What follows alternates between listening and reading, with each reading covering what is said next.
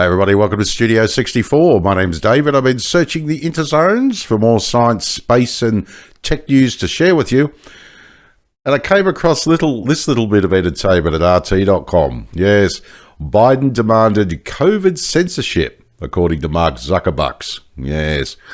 Really? I thought that was a conspiratisator theory and a danger to the democracies. Funny how that works, isn't it? The Meta CEO has claimed that the White House pressured the company to remove certain pandemic-related content from social media. Claimed? Yes. Fascinating. Ever heard of something called the Twitter files? Yes. US President Joe Biden's administration pushed Meta to censor some social media posts related to the COVID-19 pandemic, the company's CEO Mark Zuckerberg has claimed. In a letter to Republican Representative Jim Jordan on Monday and shared by the GOP caucus of the House Judiciary Committee, Zuckerberg acknowledged that in 2021, senior officials from the Biden administration, including the White House, repeatedly pressured our teams for months to censor certain COVID-19 content and certain things relating to a thing that happened in November of 2020 where certain shenanigans went on, which if you've been doing any research, you'll find out now is actually true. Fascinating. Now, he noted that these efforts applied, among other things, to humour and satire, adding the White House officials expressed a lot of frustration with our teams when we didn't agree. Zuckerberg, however, stressed that the company had the final say on any moderation. Yeah, sure, Mark. Yeah, you want another big fine? Or do you want to end up being treated like Elon Musk is now with Twitter? Or do you want to be, just have an easy life like YouTube does? This is why I love Rumble, Odyssey and BitChute. You can actually express your opinion. Now, my attitude is sunlight is the best disinfectant. So if any of these Koof conspiracies were false, a lie can't stay hidden forever and it will come out, right? Same as the shenanigans in 2020 with a certain voting thing, shall we say. The truth is now starting to come out. It's fascinating. And as I say, humour and satire, right? The Biden administration was trying to censor jokes because people are that stupid, they don't have a sense of humour anymore. I appreciate a good joke as much as anybody. I'll give you a quick example, just as a side note. I'm not exactly, shall we say, the most svelte individual. Yes. Most athletic. Yes. My 41st birthday, I went to the pub with my friends and we got completely intoxicated, as you do on your birthday. And we're walking back from the pub, and as we went past the local Catholic church, I decided, being an ex-Catholic, I decided to moon the local Catholic church. To which one of my friends looked at me and said, "That's no moon, that's a space station." So if you're going to rip me off about having a fat backside, at least make it a decent joke with a Star Wars reference. I was not offended in the slightest. I thought it was absolutely hysterical. And I think, as I say, if you're going to have a go at me, make sure you do it properly. Don't just call me a fat ass. All right? But humour and satire. For goodness sake, okay, humour and satire are subjective. But just because I don't like a joke doesn't mean it shouldn't be told. I mean, I just don't watch it or don't listen to it. If I have to listen to it, I go, yeah, whatever. It's incredible, isn't it? Yeah, but jokes don't kill people, David. That's right. They don't. They're jokes. But even with it came to the Koof and came to no, if people do their own research and aren't bloody bludgeoned by the mainstream media and they take 5 minutes to look up their own stuff, they'll find out that the whole thing's a load of garbage. It's fascinating. Ultimately, it was our decision whether or not to take content down, and we made our own decisions, including Koof-related changes we made to our enforcement in the wake of this pressure. Yeah, it's, as I said, it just totally fascinates me. One of the things that I always had to laugh at was the freedom of choice you had with an employer. The employer said, "We believe in freedom of choice. You can either take the shot or not take the shot." By the way, it's company policy. If you don't have the shot, you can't work here. So you had freedom of choice, as in the 1984 George Orwell's version of freedom of choice, right? To either take the shot or not take the shot. But you didn't have a choice because you wouldn't have a job. Yeah. Interesting, isn't it? So if you're someone like me, who lives at home, works from home, who doesn't run around all over the countryside, why should I be forced to take the shot? I was doing a contract at that point, and I won't mention the company's name, but it's freedom of choice, but you can't do this job unless you take the shot. But I'm working from home. We had some bloody digital dickhead in a Teams meeting, like a video Zoom type meeting. And they refused to come into the meeting online, and they were working from home too. They were wearing a damn mask. And when we asked the boss, why haven't they come in? Well, they're afraid of catching the coof over the internet. These are the raving loonies we're talking about, not the conspiracy theorists who were, talking about the coof. We're talking about people who were pro-jab, who were wearing a mask while doing one of these things, like a video bloody shit. How are you going to get the coof through a bloody video camera, you bloody dickhead? Like, what the bloody hell? And yet, the company bowed down to them. They took the knee, as the expression goes. I'm going, so everyone has to suffer, even though we're not going to get the coof from this person, and we're not going to give it to them, even if we had it, because it's over a video link. And they're the sane ones, apparently, the ones who believed that. Okay. That's nuts. Anyway, we carry on. Right. Meanwhile, Zuckerberg said he believed that the government pressure was wrong. I regret that we were not more outspoken about it. It's a bit late now, Zuckerberg, adding that with the benefit of hindsight, the company would not have made some choices without giving further details. Okay, benefit of hindsight, I'll give you that. But you think that you would be more, proactive, like Elon Musk.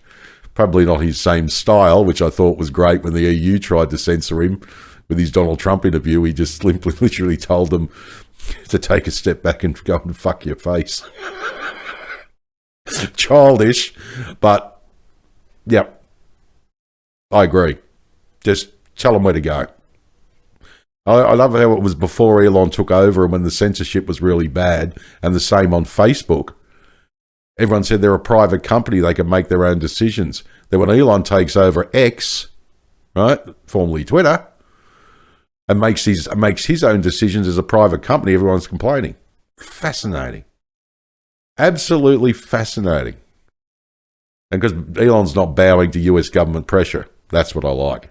Love it. And not the EU and not any other country. Amazing, isn't it? Zuckerberg also stated that he intends to remain politically neutral ahead of the November election, saying will not make contributions that could benefit either party this time. Good, because unless you're aware of it, $500 million donated to the Democrats in the 2020 election. Plus the fact that the drop boxes for voting had little Facebook logos on them. Fascinating. Now, Jordan, who shares the Judiciary Committee, has for several months been leading an investigation into social media content moderation by the government to silence conservatives as well as free speech in general. It's true. It's no longer a conspiracy theory. And that's the part that pees me off. I don't care if you're on the left wing of politics or the right wing of politics. You should have the right to say what you want to say. And as I said, disinfectant is the best sunlight. If what you're saying is bullshit, it will come out. Right? This is why I love video streaming places like Odyssey, Rumble, and BitChute. Because you can go there, you can speak your mind. If you don't have the receipts, as the kids say these days, in other words, the proof of what you're saying, then eventually it will come out. All right? That's why I like to put the links to the videos, the links to the articles below my video so you can check it out yourself. If you don't believe what I'm saying, do your own research. Fascinating. The GOP faction of the committee touted the letter as a big win for free speech, suggesting that election integrity will benefit from there being no more Zuckbucks in the form of contributions. At the height of the pandemic, many social media platforms adopted strict moderation policies to delete what they perceived as misinformation and conspiracy theories related to the coronavirus. However, these policies have been criticised for influencing scientific discourse, including the debate over vaccine side effects and overall safety. This is interesting with me. Who decides what's misinformation and disinformation? All right? Well, obvious, David. It's obvious. No, it's not obvious. I mean, what would be considered misinformation back in my day and disinformation would be that when I went to a Catholic school and we would continually report that we were being, for want of a better word, fondled by certain members of the clergy. That was a conspiracy theory. It's one of the biggest conspiracy theories this world has ever known that lasted for 2,000 years. And it was only, the 90s when it started to really be exposed? But that was the equivalent back then of misinformation and disinformation. Even if you've had proof, and the Catholic Church paid a lot of money to censor it. It's the same bullshit. All right? I do love this, though. This is a video on Odyssey, so we're going to check this out. This is about, this is Zuckerberg's confession. But this is interesting. I love this red play button that makes it look like he's got a clown nose. Fascinating. Let's check it out. Facebook founder and CEO Mark Zuckerberg has now made a startling confession. Not only has Facebook engaged in censorship, but it's done it on direct orders from the American government. In 2021, senior officials from the Biden administration, including the White House, repeatedly pressured our teams for months to censor certain COVID-19 content, including humor and satire, and expressed a lot of frustration with our teams when we didn't agree. I believe the government pressure was wrong, and I regret that we were not more outspoken about it. Now, the censorship that has gone on, according to the recent revelation from the Facebook founder, is not simply on matters such as COVID, but rather on matters of a much more partisan nature. Specifically, this refers to the scandal reported on by the New York Post related to information about Hunter Biden's laptop and information that was found on it. Now, that story was suppressed by Facebook as well as Twitter and other social media outlets on the basis that it was Russian disinformation.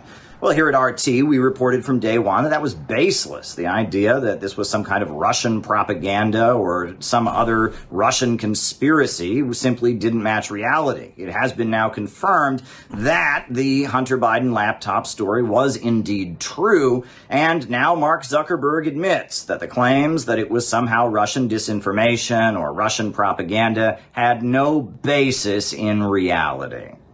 In a separate situation, the FBI warned us about a potential Russian disinformation operation about the Biden family and Burisma in the lead-up to the 2020 election. That fall, when we saw a New York Post story reporting on corruption allegations involving then Democratic presidential nominee Joe Biden's family, we sent that story to fact-checkers for review and temporarily demoted it while waiting for a reply. It's since been made clear that the reporting was not Russian disinformation, and in retrospect, we shouldn't have demoted the story. Now, Pavel Durov was arrested just 48 hours prior. Pavel Durov is a Russian social media and data social messaging app creator who is known for creating Telegram. He was arrested by French authorities for refusing to turn over the privacy of the users of Telegram. Now, Pavel Durov has long been labeled the Russian Zuckerberg, and he's boasted about how the social media app he created, VK, refused to cooperate with Russian government authorities when it came to taking down certain pages. Now, unlike Durov, Mark Zuckerberg has indeed been cooperating with the American government in order to take down the pages and information of individuals. And he may be sorry about it now, but it's known he's been doing this for a long time. This is something that Pavel Durov refused to do in Russia and ended up getting arrested for, not in Russia, but in France. Who else wishes Mark Zuckerberg's regret had kicked in before the damage was done, rather than years later? Zuckerberg sold your information, so he's a free man. Pavel Durov didn't, so he's in jail. It's this simple. This is explosive and damning. In 2021, during COVID, Rumble told the media to pound sand. We told tech companies threatening to cancel us to pound sound, and we did not fold. Glad to be on the right side of history. Now, the question that comes up with Mark Zuckerberg's admission of cooperating with the American government in order to engage in political censorship and regretting it is about the upcoming U.S. presidential election set to take place on the 5th of November. With that election coming up, it remains to be seen whether Zuckerberg will indeed face similar pressure and whether or not control of the social media apps and their political influence will play a role in determining who becomes president of the United States. That remains to be seen. It's an open question, and it is certainly interesting that Mark Zuckerberg came forward with his confession regarding events that did have an impact on the previous election 4 years ago. It's interesting that he came forward with it at this time. Well, we picked up on some of the points Caleb made there with US political analyst and documentary filmmaker Sean Stone, who says that if social media outlets allow the government to tell them what to do, they're not working for free speech, but actively against it. It's basically a more formalized confession, you could say, because it's been sent to the Congress. Previously, Zuckerberg did an interview with Joe Rogan, where he talked about the FBI kind of bullying Facebook back in that time frame of especially the Hunter Biden laptop scandal. And he did say that it sucked, but the information they were getting from the FBI was that it was I guess Russian propaganda, which the FBI should have known better. The FBI actually had the Hunter Biden laptop before Rudy Giuliani got it to the New York Post. So The FBI was clearly politicized and weaponizing information. But that's the name of the game, right? If a social media outlet is willing to allow the government to tell them something, then they are basically working at the behest of government propaganda rather than working for free speech. I think the U.S. government already officially responded, the White House or whatnot responded basically saying, COVID was a very serious threat and we had to, basically Yeah, just sorry to interrupt that for a second, but yes, very interesting, isn't it? Yeah. How is it going to interfere in this coming election? They're still trying to do it.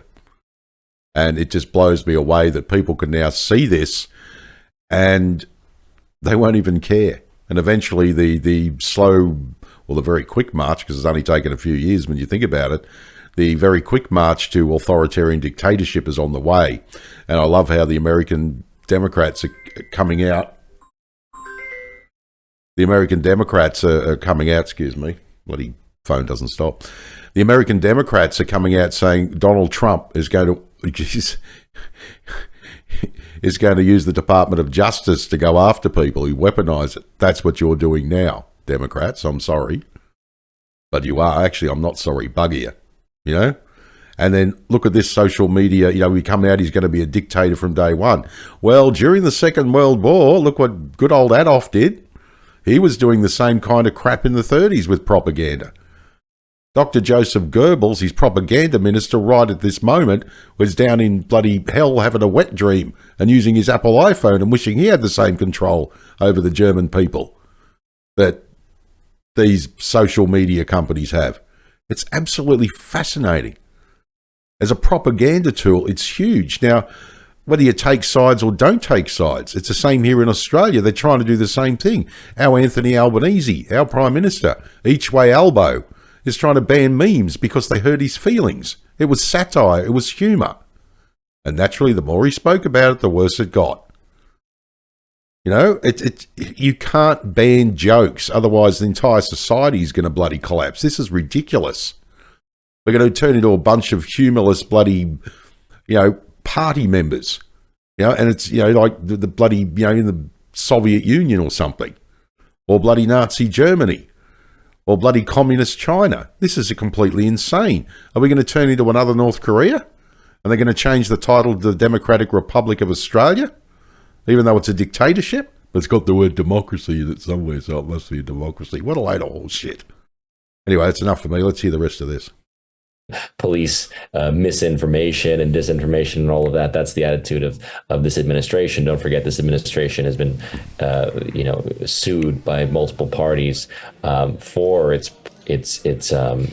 censorship tactics, and to this point, actually, the Supreme Court a few weeks ago actually ruled in the favor actually of the White House and the government being allowed to, censor at some levels. That was very, very interesting, wasn't it? And as I say, and I've said this before 100 times over, people should be allowed to vote for who they want to vote for. Elections have consequences. So if you in America choose to vote for Trumpy, vote for Trumpy. If you choose to vote for Kamala, and you best not mispronounce her name because, that could be a hate speeches. Interesting, isn't it? That's your choice. But don't try and stop people from voting by trying to kick people off the ballot and put them through bloody bullshit prosecution. I mean, it's just completely ridiculous. It's going to happen down here. We have a state here in Australia known as Victoria. It's a combination of New York, bloody Chicago, and bloody Los Angeles rolled into one, or San Francisco rolled into one. And it's getting to the point where it's just unbelievable, and people are turning around going, what happened to Victoria? It was a bloody jewel in the crown of Australia in the last 10 years ago. Now, holy crap. It's literally a reflection of what's going on all over the world, and it scares the hell out of me. All because of things like governments demanding censorship. They are controlling the narrative, and they will label that anything that disagrees with that as misinformation and disinformation, and only what that government wants to say will come out in mainstream media and all your news feeds. And that's what's been happening, and that goes back to this with what Zuckerberg's been saying. What you saw in your news feeds, in your social media, what you saw on the TV, in the mainstream media, is what governments like the US government told him that he could have and not have. Our government then in Australia said, oh, this must be the real news. Let's use this because it comes from an authority as the US government. We had people here in Australia arrested, women arrested, pregnant women arrested in their pajamas for posting Facebook memes. Look what's happening in the bloody UK. Holy crap. They're releasing violent criminals from jail so they can arrest somebody for bloody putting something up on social media. What the hell is this? No, this is not a world I want to live in. This is completely unbelievable. And people ask me, David, why do you want to go out into the middle of the Australian outback with an Elon Musk internet connection and your laptop and live alone? Well, I think you're starting to get the point. Hopefully I won't be censored out there and I don't have to deal with bloody people who believe the propaganda, the censorship and the bullshit. Yeah. All right, well, my name is David. Thanks for joining me for another Studio 64 Science, Space and Tech News update. I shall see you in the next one. If you enjoyed this video, please like, share, subscribe. I greatly appreciate it. And if you're up for it, drop a comment down below the video because I'd love to hear what you think. And by the way, this is why, coming up to the US election, before I forget, why BitChute, Odyssey and Rumble, links below the description of this video, are so important. Because you might get some bullshit on there. You'll get some truth on there. But you can make up your own mind as opposed to being spoon-fed crap through, companies like Google and Meta, right? And the mainstream media. Make up your own minds. You are thinking, sentient beings. Don't listen to the propaganda. And don't put up with censorship. I don't care whether it's about the coof or anything else. All right, well, take care. And as I always say, if you can't be good at it. And as I also always say, go fuck yourself. But go fuck yourself. Is that clear? I hope it is.